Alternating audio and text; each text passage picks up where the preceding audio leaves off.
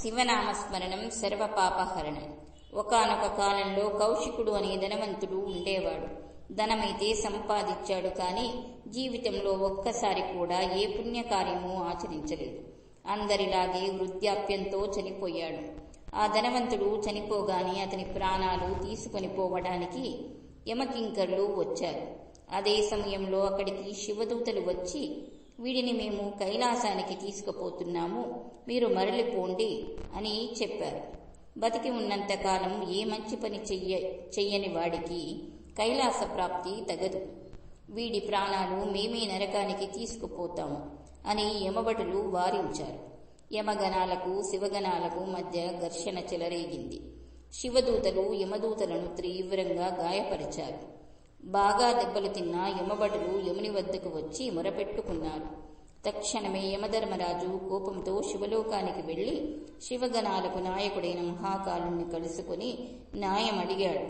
అందుకు మహాకాలుడు, యమధర్మరాజా, ధనవంతుడు ఏ సత్కార్యమూ చెయ్యని మాట నిజమే, కాని చిన్నతనంలో ఒక బ్రాహ్మణుడు ఇతనిని ప్రేమతో త్రయంబక అని పిలిచేవారు.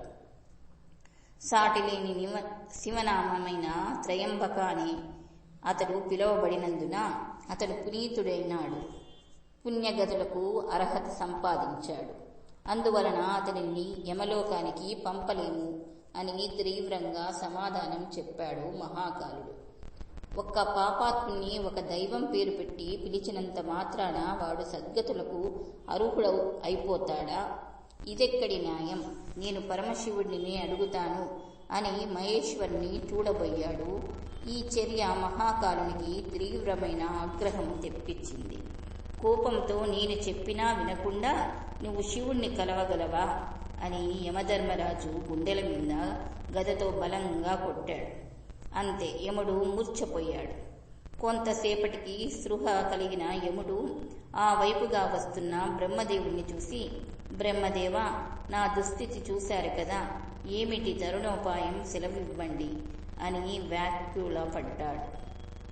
అప్పుడు బ్రహ్మదేవుడు, యమధర్మరాజా, శివనామ మహిమలను అనిర్వచనీయం. పరమశివుని అద్భుత నామ మహిమలను సాధారణ బుద్ధితో ఆలోచింపతగదు. శివనామస్మరణ మహిమ గ్రహించడం బహు దుర్లభం.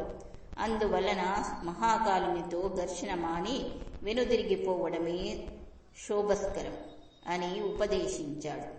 అందువలన పరమేశ్వరుని నామ విశిష్టతలను గుర్తించి కొత్తగా జన్మించిన పిల్లలకు వారి తల్లిదండ్రులు పుణ్యప్రదమైన మంచి పేరు పెట్టి వారు బుద్ధిమంతులై సన్మార్గంలో జీవిస్తూ ఆనందంగా ఉండేలాగా పెంచి పెద్ద చేయాలి. సర్వే జనా సుఖినో భవంతు.